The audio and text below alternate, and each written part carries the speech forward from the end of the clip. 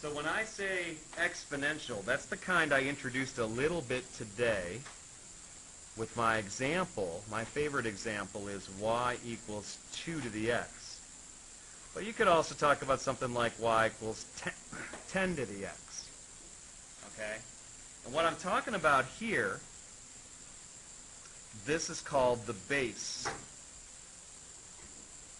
The base.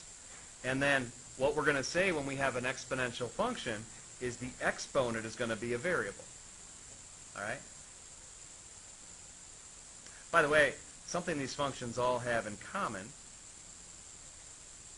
okay, is that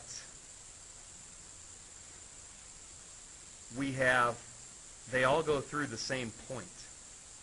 When x is 0, what's y for any of these functions? Yeah, they all go through 0, 1.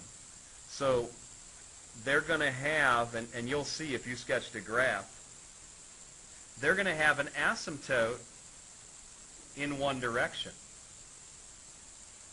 Because if I put in a negative number, what does that mean? Like 2 to the negative third, what would that be? Do you remember what a negative exponent means? It means take the what? Reciprocal. So 1 over 2 cubed would be what? Small. Yeah, 1/8. You guys with me? So we're going to get smaller and smaller and smaller if we put a negative number in for x. Whereas if we put in a large number, what the dictionary demonstrates is that we get massive growth on the other side of that 0, 1. So we have an asymptote and we have massive growth. And these are features of exponential functions. Okay? And over the next couple days, we're going to be doing a lot of playing with exponential functions to get more comfortable with them. But I think my point today is to talk more about logarithmic functions and the relationship. So here's what I'm going to say about logarithmic functions. Logarithmic functions, these are the inverses of exponential functions.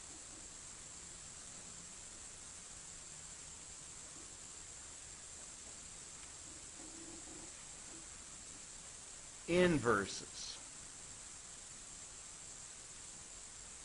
Which means, and let me go ahead and give you an example, okay? Example, y equals log base 2 of x, okay? And I'm going to tell you that what I put down here, this number, is the base. Just like this number was the base in y equals 2 to the x. That's the same 2. So what I'm telling you is that to get from y equals 2 to the x to y equals log base 2 of x, what I'm going to do, when I say inverse, we know we switch input and output. What variables am I switching? Well, x and y. Okay? And so when I sketch a graph of this thing, it should make some sense to you. Instead of having the point 0, 1 on every exponential graph, which is what is true, what point am I going to have on every logarithmic graph? Not 0, 1. You know what I'm going to have? 1, 0. 1, 0. Instead of having a horizontal asymptote in the negative direction, guess what I'm going to have for a logarithmic function? Well, if I switch x and y, the horizontal asymptote is going to become a vertical asymptote. I hope that makes some sense to you. And so the picture of a logarithmic function is going to look like this. It's going to come up asymptotically from the negatives here. It's going to go through this 1, 0. And then it's really, really going to flatten out into a very slow growth. Just like we have massive growth for an exponential function, we'll have extremely slow growth for logarithmic functions. Okay? Now, tonight's homework is basically going back and forth between exponential functions and logarithmic functions. Okay? By the way, I want to talk a little bit about domain and range.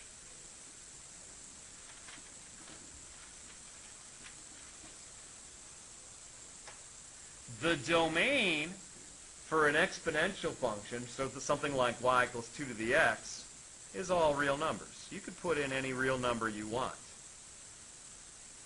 But do you see that that's not going to be the case for the range? What do you think is the range of this function here, this y equals 2 to the x? What can you tell me about the outputs? That's right. That's right.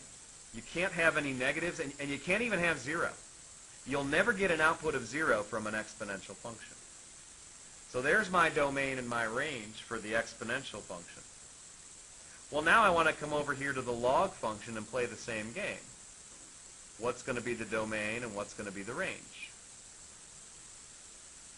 Well, I bet you know the answer if you studied the inverses hard enough yesterday. Because what happens when you switch x and y is you also switch the domain and range, right? So what's going to be the domain of the logarithmic functions? Something like 0 to infinity. Does that make sense? And what about the range? That'll be that. You can put in it, right? We can achieve any output we want, but the inputs are going to have to be positive. Okay? All right, 2 examples more, and I am done for the day. Just tiny little problems. What I want you to do is think about this equation here. I could write 4 to the 3rd power equals what?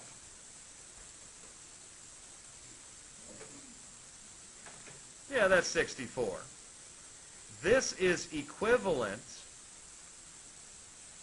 to the log. What base do I want to use for this problem? 4 was the base over here, so it's going to be the base over there. Do you know what I'm going to use as the input here? Because that was the output over here. And so I could say the log base 4 of 64 equals what? 3. And if this is new to you, then you'll want to pay attention to my last example, which is something like this. This is number 20. Suppose I want you to evaluate the log base 8 of 4. Well, what I would do is this. I would say, set it equal to a variable like x. And what we're trying to do is find x. And if it helps, what you could do is you could say equivalently 8 to the x is equal to 4. That's what you're trying to solve. And that's not easy to solve. Unless you think of this trick. 2 to the 3rd is another way to write 8. And so if I do that, my law of exponents says I can write 2 to the 3x power here. Does that make sense? And by the way, how do you write 4 with exponents? Can't you write it as 2 squared? Well, what's really cool about this is we have the same base. So 3x equals 2 And therefore, x equals what? 2/3. This will give you enough to start the homework from this section. And we'll continue tomorrow.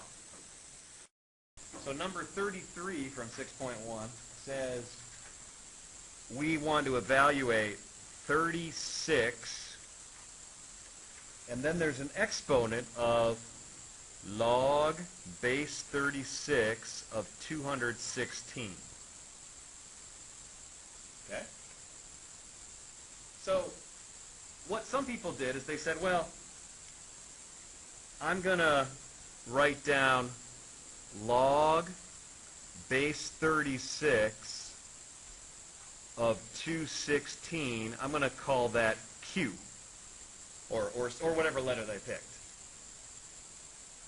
You guys with me? And then people said, well, I know what to do with this. How can I rewrite this?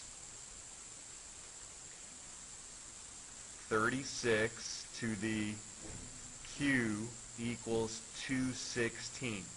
By the way, a quick comment before I continue.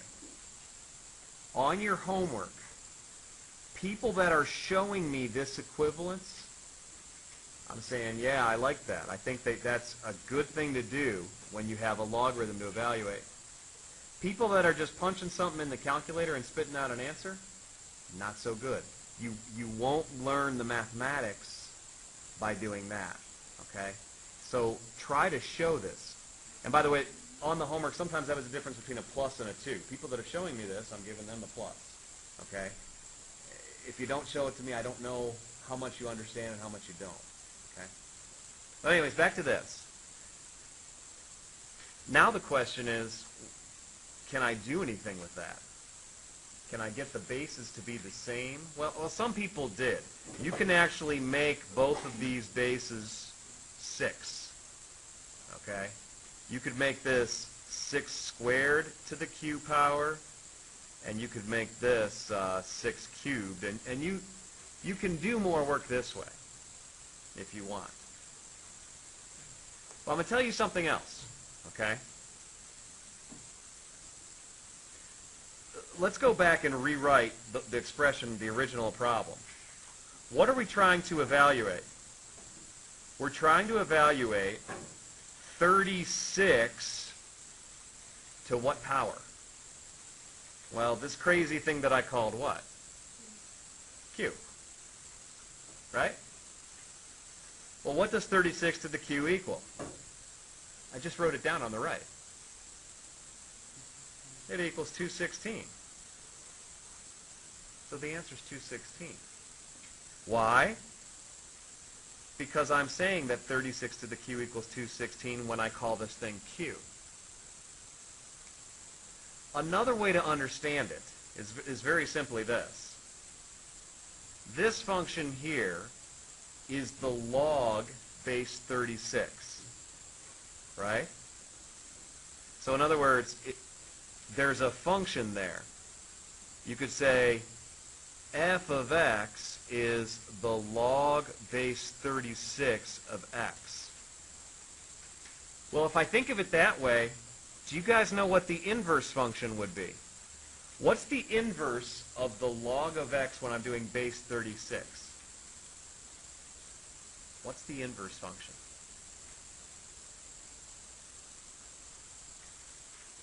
See, the inverse function of log is an exponential function. What base do I want? 36 to the x, okay? If you understand that here's a function and here's its inverse, right? Now look at the original problem. I have the log base 36. How do I undo that? I take 36 as my base and raise it to that power. These undo each other, and I'm just left with the 216. That's like the main idea behind last night's homework. If you want to undo an exponential function, you use logarithm. I guess this would be the main idea behind tonight's homework. If you want to undo a logarithm, you use an exponential function. Barb, go ahead.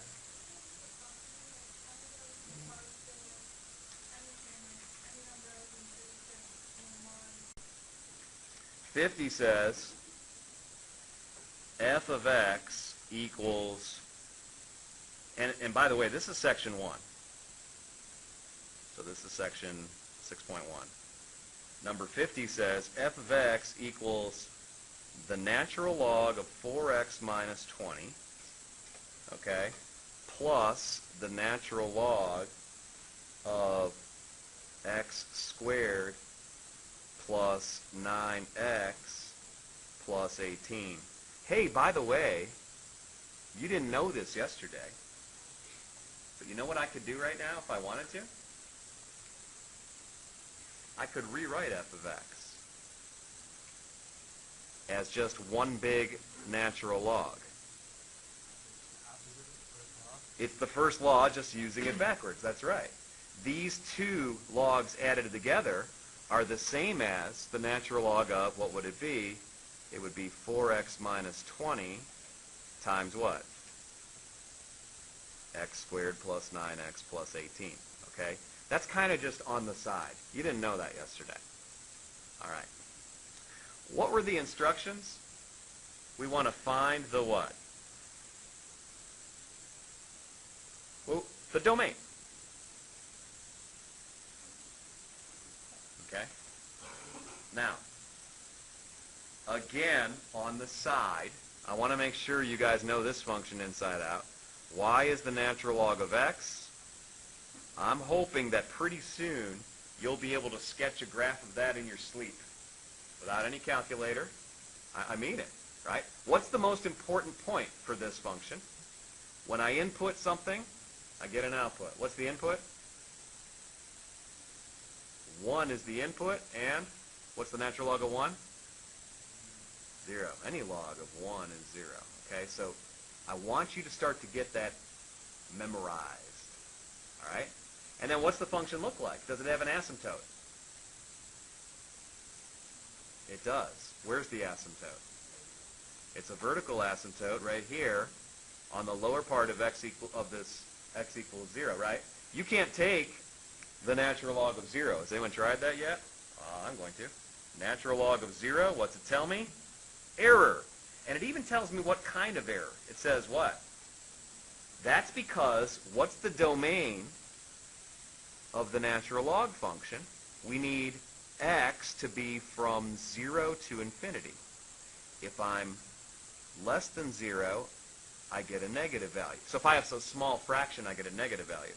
And if I'm less than 1, I get a negative value. If I'm greater than 1, I get a positive value. That's the picture that I have to know to have a chance at handling f of x. Okay? So if you got that over on the side, then I think I'm ready to try this. All right, so let me write it down. We need 4x minus 20 to be bigger than what? Right, has to be. Otherwise, no way. Just like I need x to be bigger than 0 for this, since I have a natural log, I need 4x minus 20. Also need, well, x squared plus 9x plus 18 to be bigger than 0. Do you guys understand this? Okay, I need both these things. So for this one, I get, let's see, 4x is bigger than 20, so x has to be bigger than 5. That's easy. And what about this one?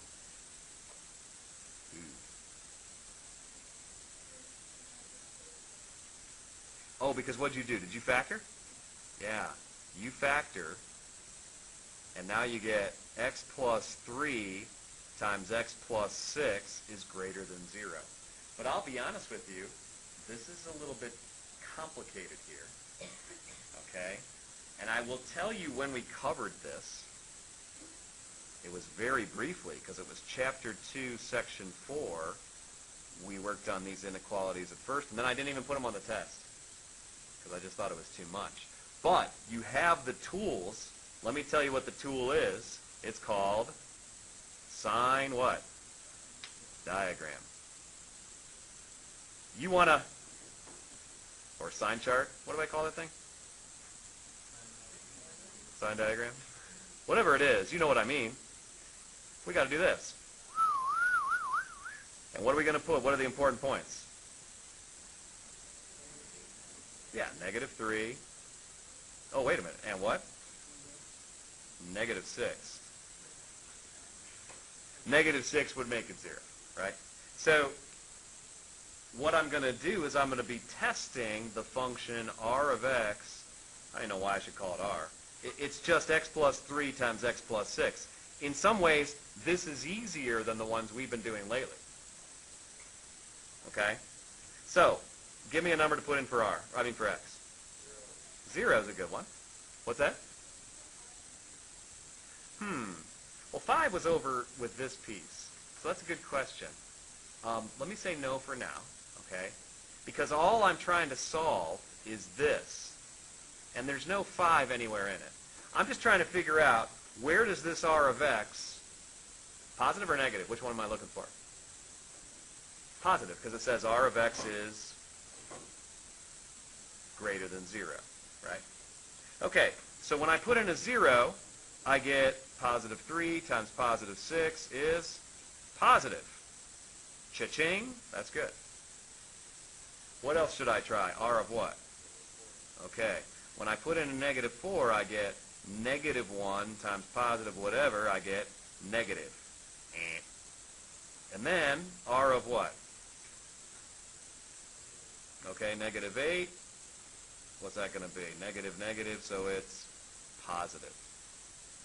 Cool. All right. So, let's see. I need x to be bigger than 5, and from all this work over here, I either need to be between -infinity and -6, or from -3 to infinity. You guys with me? These are the points that'll make this true. The x squared plus 9x plus 18 greater than 0. So now here's the thing though, guys. You need both these things to be true. If you were to draw one number line, okay, and if I were to fill in blue what I just figured out, so up to -6, and then from -3 on this way. And then if I fill in that darker color from 5 on, so I have to be bigger than 5. Well, you know what? You need the place where you have double overlap, because both of these have to be true. So my domain is going to be x bigger than 5. X bigger than 5. Does that make sense to people? Okay? And people also ask me about 52. That one's awful, in a way. Okay? Let me move on real quick and try and finish that up. 52. Oh, did you copy that down? Okay. Why is one only greater than 5? Because we need both of these things to be true, this and that. So I need x to be bigger than 5, and I need to be somewhere in here. But the only points in here that are bigger than 5 are those, right? So it really ends up being just x bigger than 5. I graph them together and look at the double overlap. That's called the intersection. I only have a minute, but I do think I can say something productive here. Okay? So, for 54, is that what we did? No, 52. You guys asked about 52. F of x equals, let's see, the 4th root of the log base 4 of x. Yuck. Well, we need my log function to be what? Greater than or equal to 0, because I have a 4th root. That's right. So I need that for sure. By the way, the graph of my log function, I told you guys eventually you're going to have this memorized. Asymptote. What's the important point? 1, 0. And then it kind of looks like this, guys. All right, so this one, like I said, I thought I could finish it. Where is it that the logarithm is greater than 0? I think it's once you get past that 1, 0, right? So I would say your answer to this one, closed interval there, 1 infinity.